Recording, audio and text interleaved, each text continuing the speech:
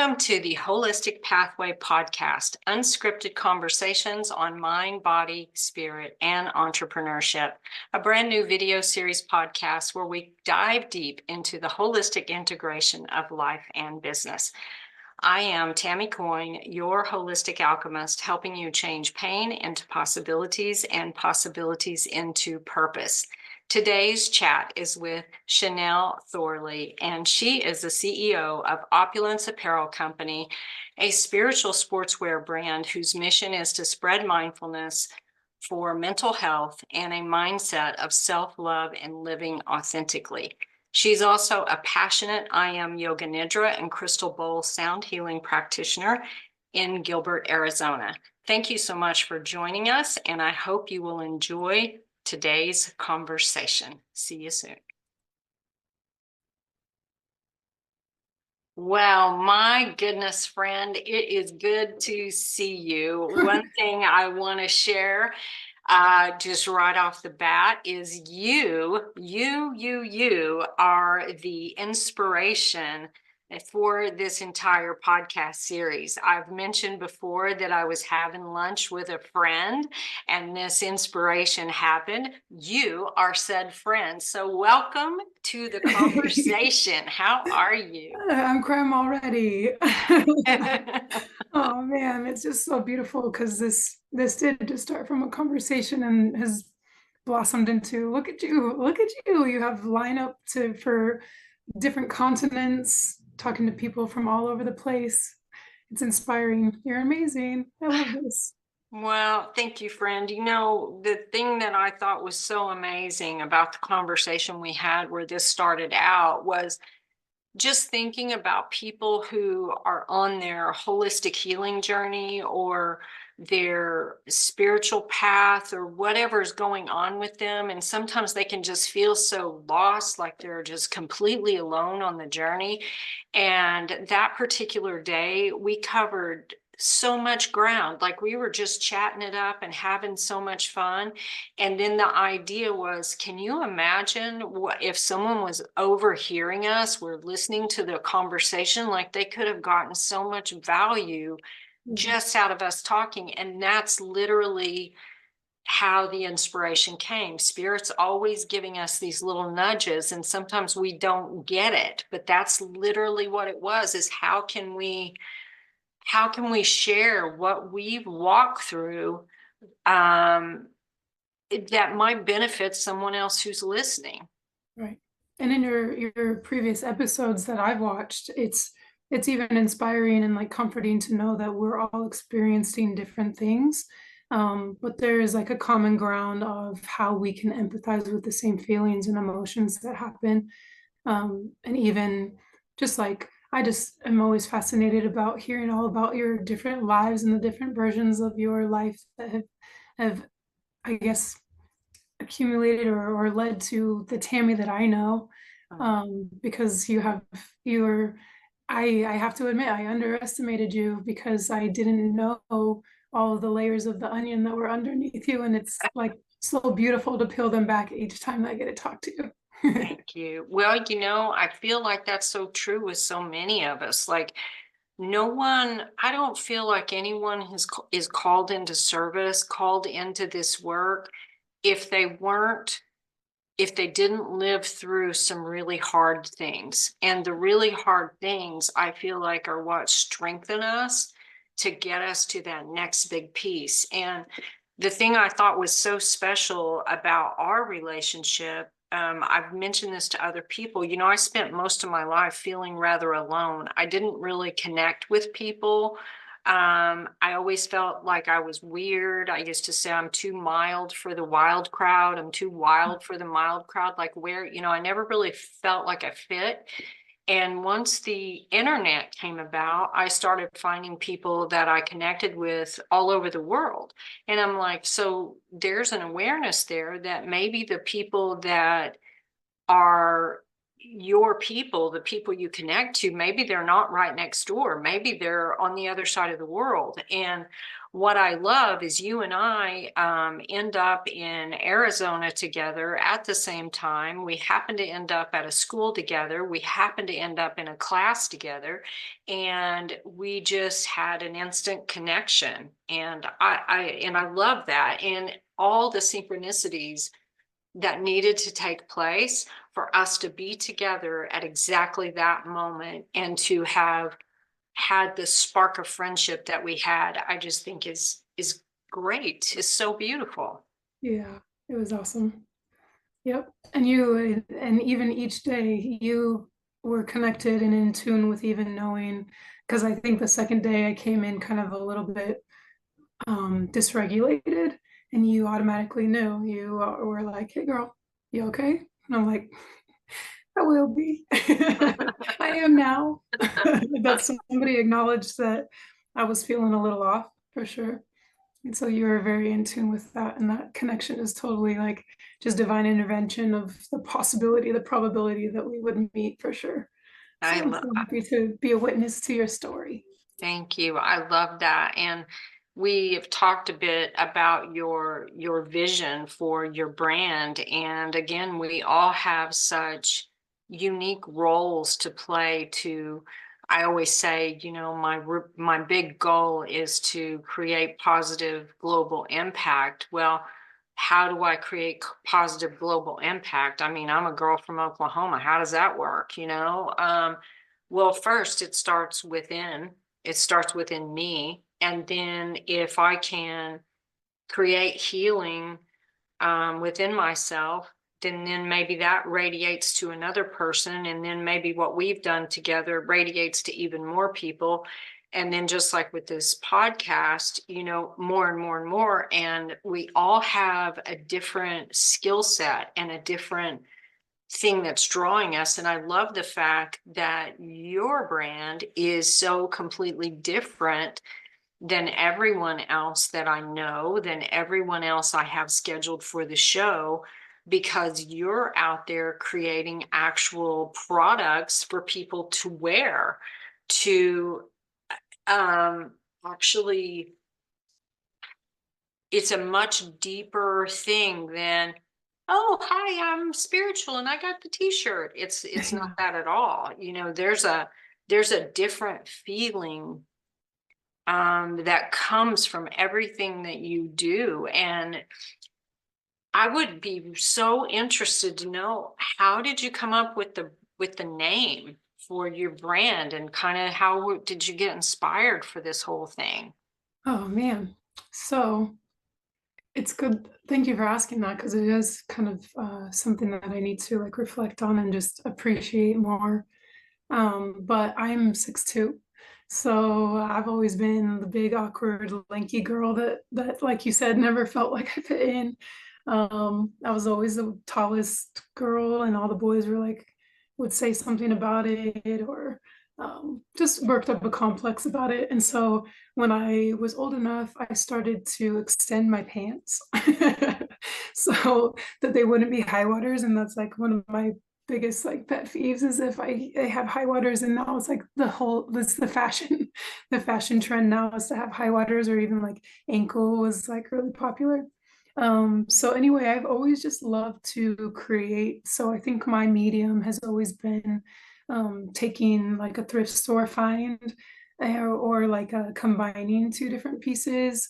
I grew up in a middle class household, so I never went without, but I also we didn't have like obviously the most like expensive clothes either. So I would Yeah. just try to use that as like my creative outlet, and it just is me. I love it, and my name is Chanel. So how ironic. Yeah. Um, and so yeah, I just started sewing, and then I have always just enjoyed that. And I played 2 years of basketball in Southern Utah, and found out that there was a fashion school in Las Vegas. So when I was done playing basketball, I needed to get out of Utah. Las Vegas was the place that I ended up, and I finished my bachelor's there in fashion and retail management. Um, just because I knew that I needed a business degree to be more general, but I also wanted to know more about the fashion industry and how to get into that. And so retail is hard. Retail is very hard because, like you said, anybody can make a t-shirt. Yeah. But I decided to put myself into it. I believe that if something is better when you put love into it. And I have been huge. One of the themes of my life have just been about self-worth and self-love and creating a mindset around it. And it's a day-to-day choice. Like it's a day-to-day struggle to get up and continue my routine and love myself exactly how I am. But I cannot even express how transformational it's been to go from where I was. And it's always a roller coaster, but I just know that we are the only thing that we can control is our mindset and our thoughts and our just we choose happy. Yeah. It's a choice. And so we can sit and wallow, and that will just keep us in that damnation cycle, or we can be grateful and change our mindset. And from there, I believe, like you said, everything from the inside out will manifest. And so even like when I smile now, people are like, oh my gosh, you look so happy. And I'm like, because I feel beautiful on the inside. And I Mhm. changed it there first. And so yeah, that's kind of like the theme of opulence is where opulence think love, because I definitely want it to be a spiritual sportswear brand that people wear intentionally to spread the message of I love myself from the inside out. The logo is the triple goddess moon phases. And so just it's the phases of life. It's when, we're always whole in every stage. I love this so much. Mhm. I think from what you shared, people can resonate with it in so many ways. Some of the things that came to mind while you were talking um, is, I'm definitely not 6'2". I am now 5'4". I was 5'5.5" at one point in the fifth grade, and I was very tall in Mm. that point. But my biggest challenge was I filled out. I became very mature in my body at a very young age. So, third grade, I was already in need of a bra. And so what that did was made me quite the hit with the boys and made me quite the outcast with the girls. And so, so that began to cause me to feel self-conscious. And I went from having really excellent posture to sort of trying to cover myself up a bit.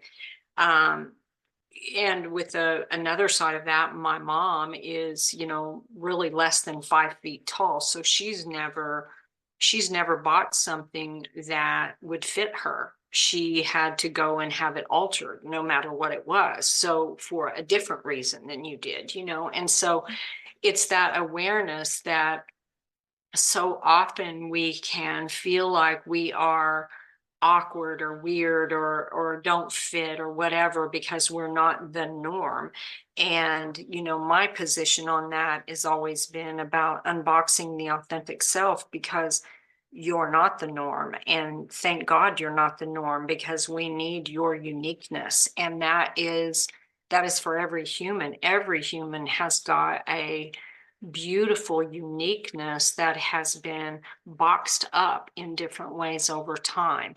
The other thing I love about what you've created here is that there is this strong love behind it, this strong intention behind it. And I'm not sure if we've ever talked about when I was a junior in high school, I was actually in fashion merchandising, and and I actually graduated as a junior with a fashion merchandising diploma and had planned to go into fashion buying, and ended up becoming pregnant with my first child.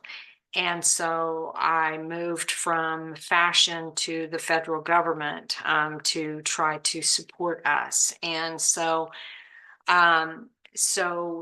in all honesty, when I have a little bit of downtime, which is rare, I like to play games on my phone, and most recently, I've downloaded a couple of fashion Yeah. fashion games, and so and I often see opulent as something connected to what I would consider high fashion, to classy, to and to me that just describes you so well. I feel like you were given your stature because you're meant to stand out. You are like an iconic figure, and being able for you to do the inner work that you need to do to step into the greatness that you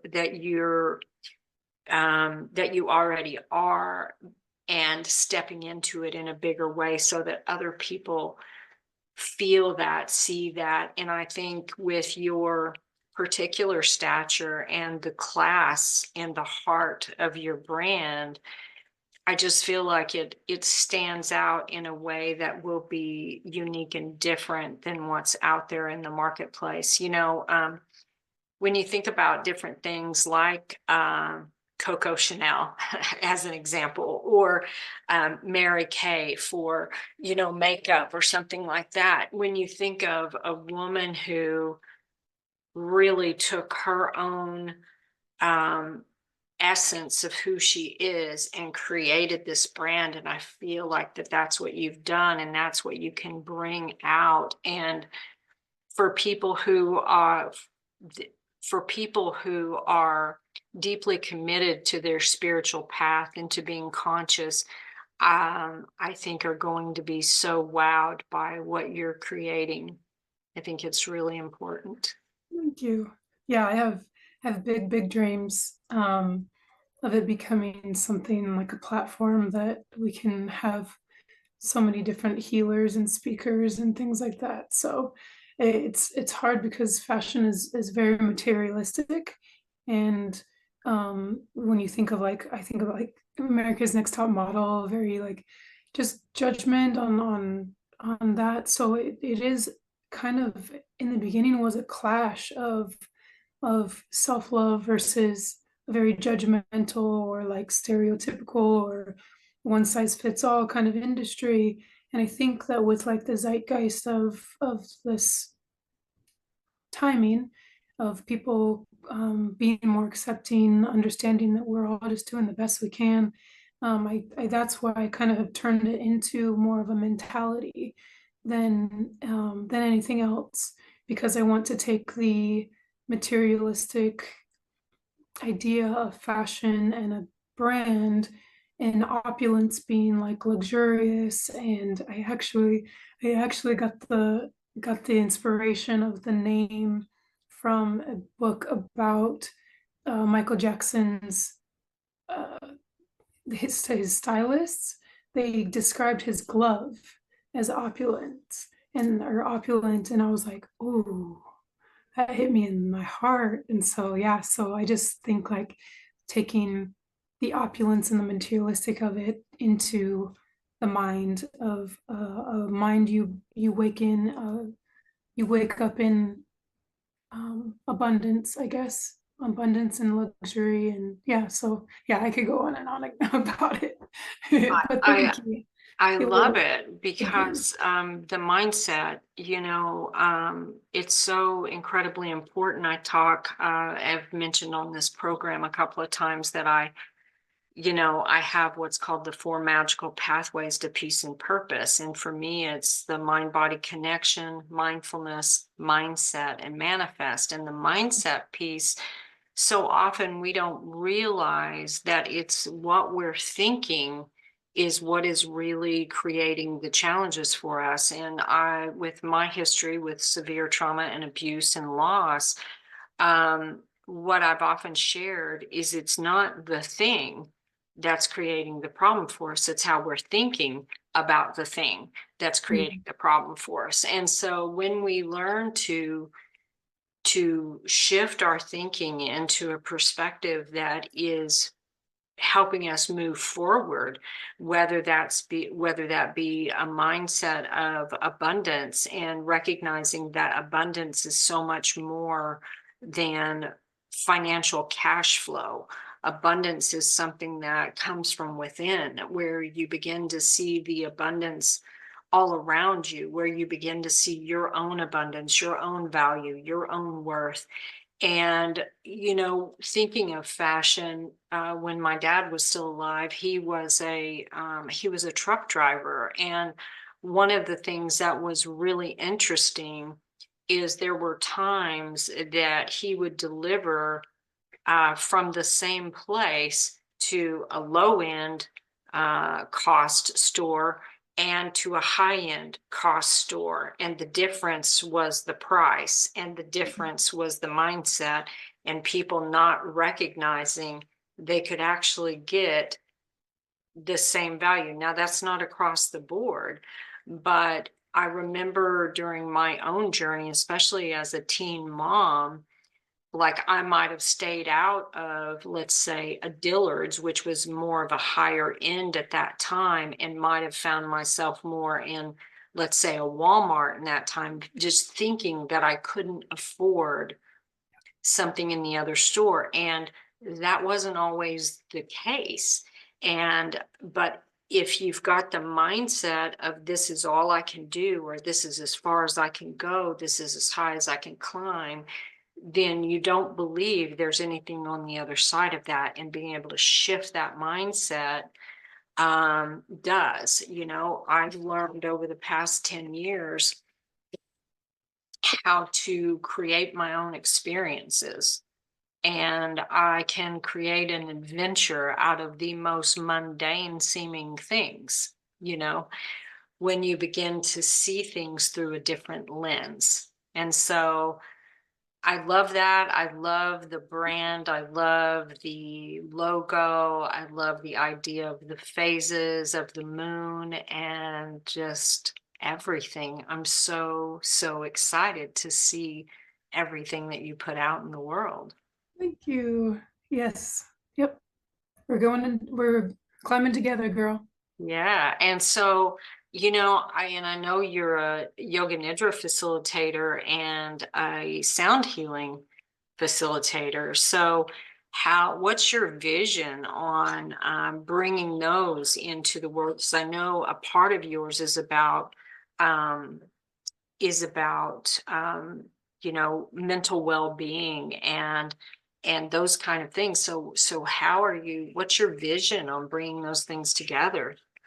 Yeah. So I kind of opulence has evolved as I've evolved, if that makes sense. Hmm. Um, Absolutely. so I think that, man, so we met at school, right, in a class, um, because where do I start? So when the first initial tools that I had to start to change my mindset were affirmations. Um, I believe probably the book that was very impactful for me was the Louise Hay, You Can Heal Your Life, You Can Heal Your Yeah. Heart. It had like all the different like symptoms in the back with all of the affirmations and Yep. kind of like a correlation between like, okay, like nail biting or acne or a pain here or like, man, and when I was playing basketball, I had severe back pain, lower back pain, and that book like helped me like see that that is because you don't feel supported. Or And safe or so secure. yeah, or yeah, and I've always had really bad complexion like growing up and even like in your adolescent stages, and a lot of that it correlated with bursts of anger, and then holding on to to anger and to hurt. Um, and so, man, so that book just helped me to start with affirmations. So I would just write them on like a sticky note and put them on my mirror. And that's kind of where it all came from. And then, so, man, decades later, I am in a rough spot of my life, but climbing out, if that makes sense. And I find myself in an I am yoga therapy class with Tammy. And and yeah, I made that class a religious class ever since. Just like a every single week kind of thing, because I would go and I would just bawl. I would just bawl on my yoga mat. Yeah. And just of like what was going on and what happened. And so that's when our teacher encouraged us to take yoga nidra if that was possible. And I had no idea what it was. I had no idea. I had been listening to frequency music on just like YouTube and sound bowls on YouTube for a long, long time, because of anxiety and insomnia when going to sleep. And so, anyway, this is a long story, but it all has kind of just come together as far as like the growth of where I am and how my brand has evolved into my dreams for opulence are to take all of these tools and to someday, after van life, I would love to open a social wellness center with a huge like yoga studio event area, connected to a patio with a garden area, just for a place where people can exist in opulence and opulence mindset. And I would love a coffee shop because I love coffee, connected to a library where we have people donate books, that are just like self-help and inspiring and transformational, um, and be a place where I can have like obviously the retail stuff going out, but a place where this exists. And anyway, going back to where we met at a school, kind of just like that place of just like an overall healing place, because I've literally just met so many people in that community, um, with all of these different modalities to just elevate, and I just want to exist in that. And that's like what the opulence mindset is to me, is to always be striving to be better and be yourself, and also just connecting with people who are trying to do the same thing, because this is all about connections and relationships. And that's the only thing we take with us, I guess, in our subconscious, right? Yeah. Anyway, sorry. 100%. I love that so much. And yeah, that's really it. It's about that elevating of yourself, of elevating how you feel on the inside, which then translates to what you're seeing on the outside for you. And I love that so much. Affirmations were something that I didn't really get. In fact, they were really hard for me. And what I found was that when I started out with affirmations, probably, I don't know, 10 years ago, I mean, I may have known about them before then, but what I found was sometimes if you're trying an affirmation that doesn't somehow subconsciously connect to you. And I've shared this, I think, on one of the other episodes. Someone was working with me on an affirmation of I am worthy. And every time I would say I am worthy, I'd hear this little voice say bullshit. And I was like, well, that's not very helpful. So I had to take a baby step and say, okay, I'm worthy to try. Okay, no rebuttal. All right, let me start with that. So it took a little bit. And as far as the Louise Hay book, yes, that's an excellent book. In fact, a lot of my work is connected to that book and beyond. So a lot of the mind body connection for me was to learn how my body is holding on to emotions. And let's see. Yeah, so it's holding on to emotions and where that's sitting in my body. And let's see, hopefully we're not losing connection a little bit. Things have gotten a little odd on my end, but we'll keep going and hopefully we'll be okay. And so that's super important for people to understand how the body is holding on to those emotions. And when you know what you're holding on to, helping you to find the root cause of that. And that's why I start with the mind body connection, because your body is like, wah, wah, wah, letting us know where there's something that's stuck, and then a particular affirmation you can work with around that. So I think that's beautiful. Something else you mentioned that someone may not understand is about frequencies, not only of your words but also of music. So there's something that's called, for anyone that's listening, that's called solfeggio tones, and you can look for that. You can look on YouTube, and you can look for different frequencies for different um, we'll just call them moods, emotions that you're attempting to work with. Say that I tended to stay in the frequency of depression and of sadness. And so it took everything I had trying to move up out of that. And so there wasn't just one thing. I spent 30 years in traditional counseling. I went on to get a master's degree in counseling, just trying to help myself get into healing. And once I found holistic healing and recognized that I didn't really have just the one body, there were layers to my body. And then to understand it wasn't just my conscious mind, it was my subconscious mind. And then my body was holding on to all this stuff. Well, no wonder.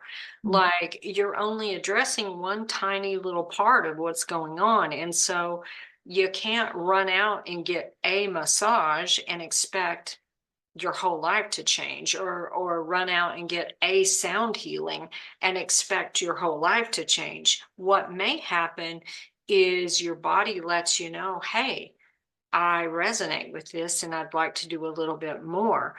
The first time I ever experienced a gong bath, I had never even heard of a gong bath. I'm like, what is that? I don't even know what that means. And I experienced it. And at the time, well, I had been carrying complex PTSD for years. And the first time I heard the gong bath, it disrupted me in such a way that I wanted to run out of the room, because it was very triggering. I didn't understand what was happening. I didn't like it, and I didn't want to do it again. But there was something else that I could feel it moving stuff in my body. And I was like, okay, well, maybe I'll try that again, and that's the thing. And I've made, kind of fun of my first time tasting a green juice. I was like, what? What is that? Take that away. I want no part of that. Until my body started going, oh, okay. So I was missing nutrients, but I'd been filling my body with crap for so long. My body had just said, okay, you're going to do what you're going to do. But once I realized how to tune into my body and start to understand how it responded to certain food, how it responded to certain sounds or certain words that I spoke, and how my thoughts were impacting all of this, it's like it's a whole package. And I feel like sometimes people get really bummed because they're like, oh my God, is my healing journey not over yet? Well, thankfully, no, because once it's over, like, that's really the end. Good. Like, that's the end. And the reason for that is because as a soul, your essence is so much bigger than what you see in this physical body. And it's like this spiral. And the more you know, the more you know. And it goes up and it goes down, and it goes up and it goes down. And when you revisit something and you're no longer triggered by it, which is where I've gotten on my journey, and then you go, wow, look how far I have come. But the work has to be done to get there. You can't go under it. You can't go over it. You might as well go through it, girl. You might as well. It's like, okay, I'm on the first rung of the ladder. I think I'm gonna go ahead and just, skyrocket up to level 10. Oh No, yeah. no, that's not going to work. You're going to find yourself on your butt at the bottom of the ladder again. Climb, nope, climb, nope. Yep. And it's the same way with Maslow's hierarchy of needs. I found I call it when you have a certain kind of history like mine, your Maslow's hierarchy of needs kind of has Swiss cheese holes in it, right? And you're going along and you're good, and then whoop, right back down the mountain, right back down the mountain, because you've got some foundational things that need to be healed before you can keep going. Right. I think that, yes, that's 100% true. And also just everybody's is different. Some levels steps will take you longer than others. And so it's important to just be grateful for how far you've come and to show yourself grace the entire time. Because it's never going to be over, like you said, unless it's the time to be over. Because it's just, yeah, just constant growth. And especially if you are accumulating wounds at the same time as patching them up, it'll never stop. I've also, like, something that's been very, very impactful for me is to learn that I didn't really understand what it meant to, like, everyone around you or everyone in your life is a reflection of you. I didn't get that concept very well until I started to realize that if somebody pisses you off, it's a like why are you being so triggered, if that makes sense, like addressing um, somebody else's behavior and how you are taking it personally, if that makes sense, like um, if somebody makes you sad, it's because you allowed them to, if that makes sense. So it's changed my life to understand, like, everybody has a different perspective of things. And also, if I, instead of jumping to conclusions to be for my ego to get in the way or be defensive, I address why I feel the way I do. And that goes back to how impactful yoga nidra was for me, because that was a way for me to learn equanimity and having separating my me from what is going on, or maybe what was said, maybe what was done, and being able to even go so deep into the subconscious levels and integrate self-worth and all those affirmations that I didn't believe in the beginning. So yeah, just so many things full circle for sure. 100%. Something I want to say, because it can be confusing to people of kind of, things in your life being a reflection of you. And there are people that are in or have been in, let's say, abusive situations, and they can take those teachings as meaning that it's somehow their fault, that somehow Oh they caused it. And so what I want to highlight on that is that's not what this is about at all. What it's yeah, about is, example, I used to make the same mistakes over and over and over again, and I would never quite figure out. One of my favorite quotes, Desmond Tutu, is, at some point we've got to stop pulling people out of the river and figuring out why they fell in the first place. And so, if I'm continually making the same mistakes over and over and over, and somebody's just pulling me out, but I'm never actually understanding what caused me to fall in the river in the first place, then I'm going to keep surrounding myself with these circumstances. And I feel like it's everyone else doing it. And really, it's something that I'm doing that I can shift.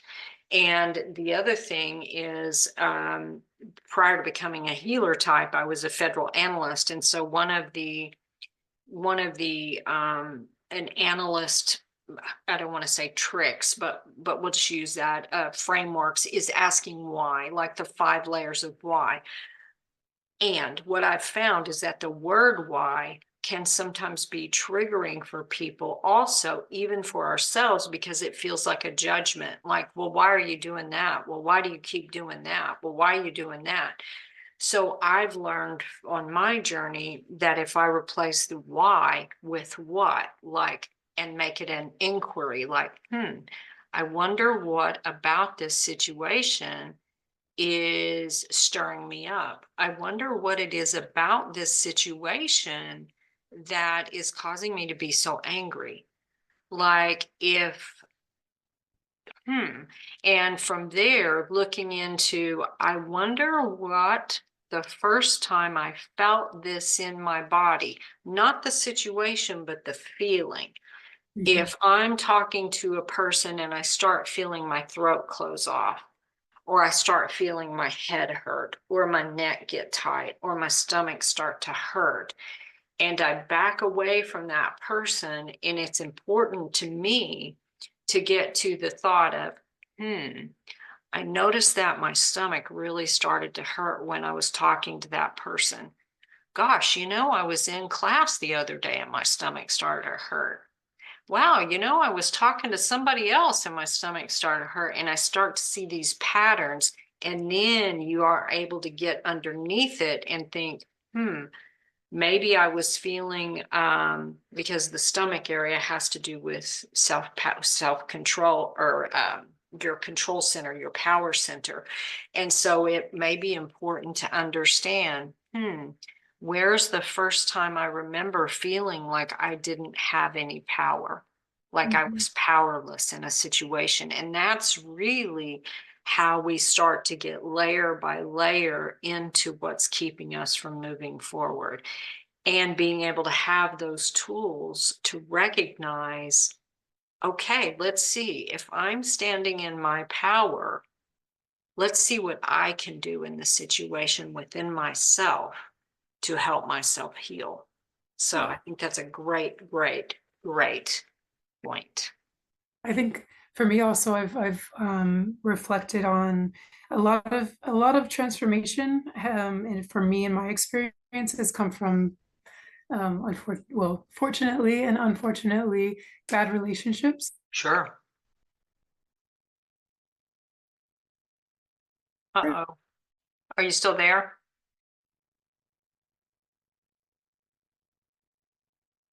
Um, Hopefully I did not lose you. I've turned my camera off to see if that helps. Nope. I'm not sure if you can still hear me or not, Chanel. Oh, Yeah, there you are. Yep, you're back. I could hear you and see you, but maybe it's my side. It's okay. Um, So you were talking about relationships. yeah, so anyway, so going back to the reflections, people around you are reflecting what you need to work on has really helped me in like my boyfriend choices Yeah. of if you don't have much self-worth, you allow people to take advantage of you in different ways, not even if they are like a bad person.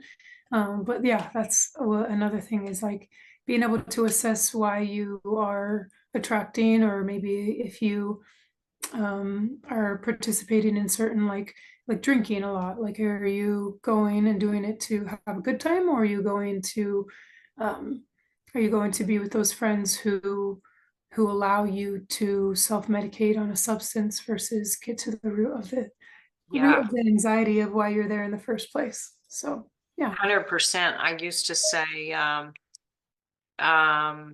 well, at one time I was told that I carried a bum magnet, and if there was one within 50 miles, I would find them.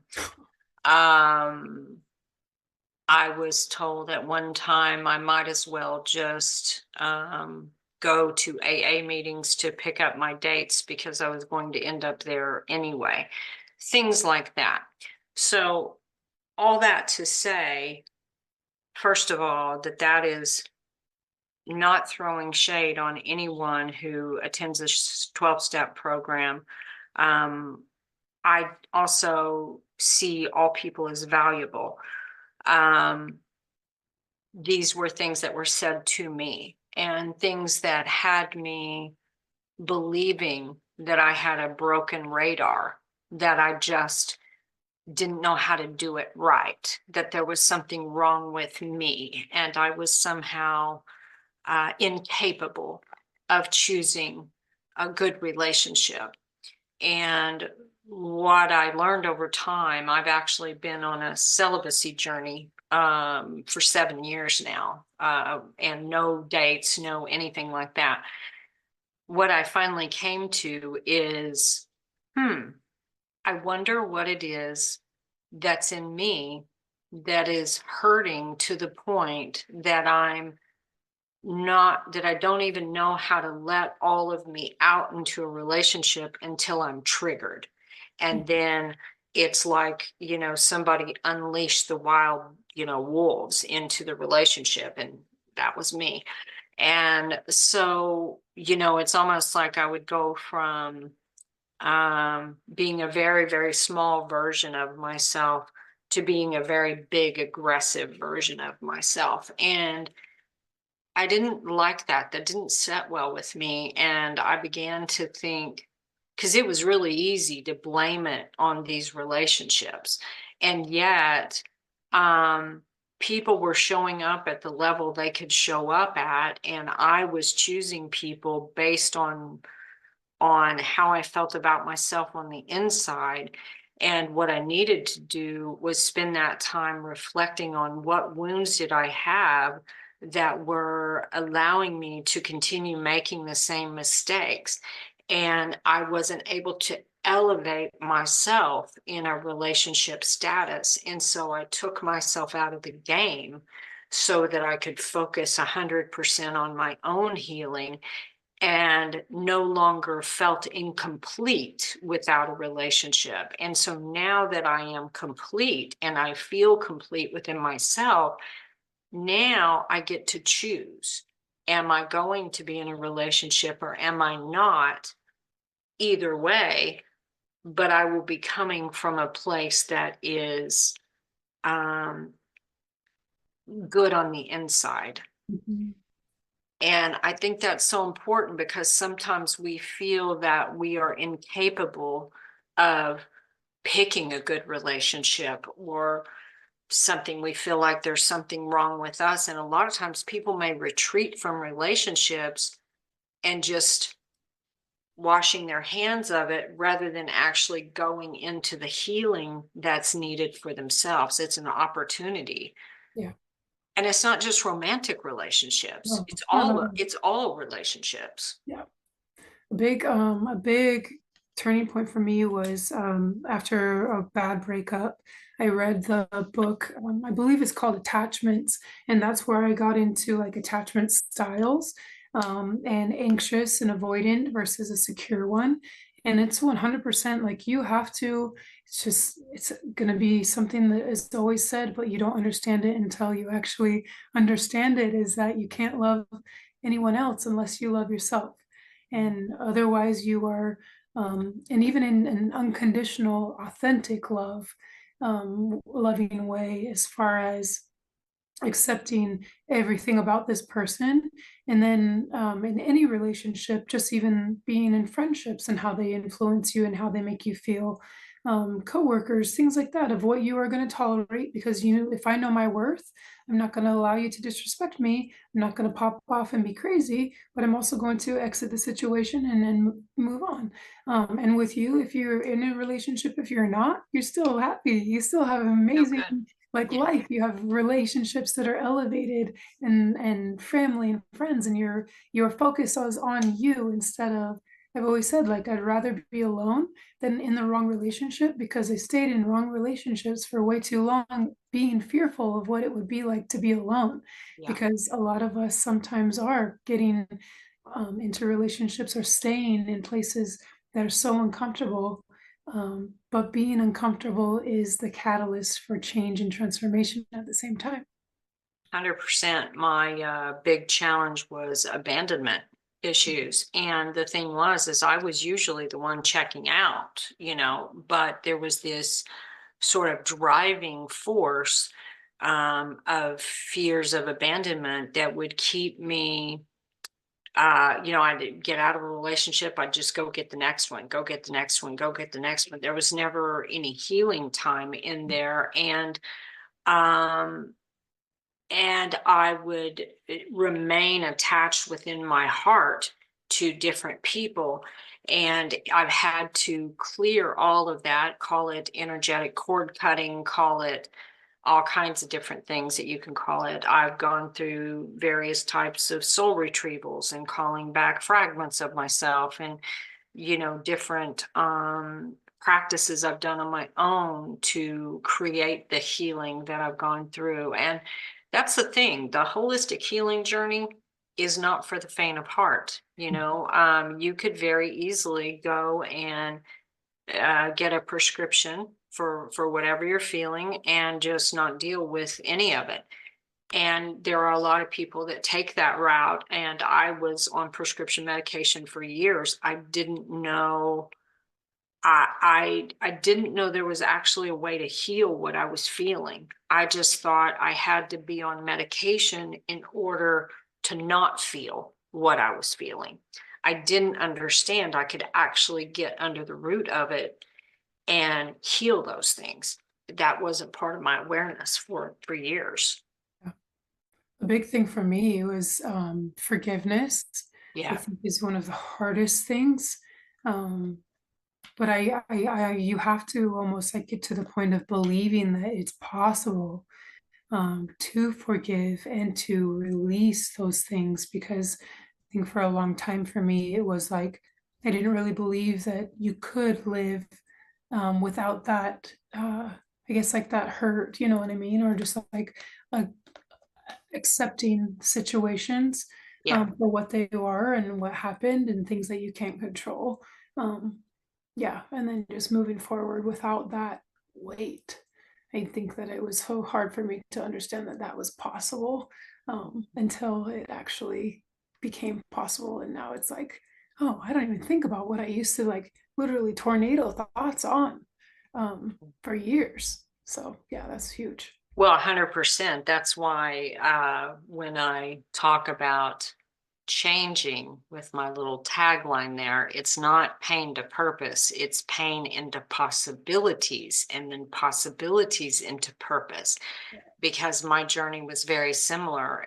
To me, it's knowing and really knowing that it's possible is what allows you, is that bridge to get you to the other side. It's not knowing it's possible is often what keeps us held back and stuck. Yeah, love that. So it looks like we've both got some internet things going on today, and we're coming Sorry. just to the end of our conversation. But you did have a little mention in there about van life, and I know you recently got your RV. So what you doing there? So yeah, I'm super excited. I got a Sunseeker. It's a 2004. And man, I had just been looking for dreaming about being free and having freedom to go places. I'm not married, I don't have kids. And so what do you do with your life? I have to go and explore. And I've always had a travel bug. And so when COVID hit and everybody's moving into their vans, I was like, oh, yeah, I'm doing that. And so, man, for years, I've just thought about um, yeah, moving into a van. And now that I have yoga certifications and possibly teaching and things like that, I would love to take my sound healing on the road to different studios all around the country, all the national parks. Can you imagine just like playing my bowls up on the cliff and just have like cool people just come through and be healed? And yeah, I want to go explore. And so I'm renovating an RV, and by this winter we'll be a nomad on the road. Watch out, maybe a 31-foot RV. This is not Miss Frizzle's bus, I'll tell you that right now. Well, what I love So about that is so often people go, "Oh, I could never do that. I could never do that." Well, let me tell you, um, I was sitting in a cubicle as a federal employee thinking I could never do that too. Because the thing is, most people don't jump from here to here. There is a process that happens.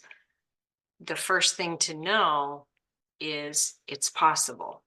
And once it's eh, possible, and you believe in the abundance and you do some shifts with mindset, things begin to appear for you. Things start to open up. It's like when you take a step and it feels like you're just going to fall into the abyss.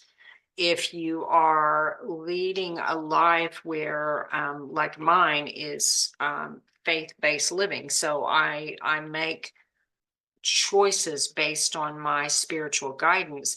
So I know if I step out into the dark that there is another stone that will present itself. My job is to believe that it's there and keep on going. And let me tell you, it's not an easy road. It's not an Not easy. at all.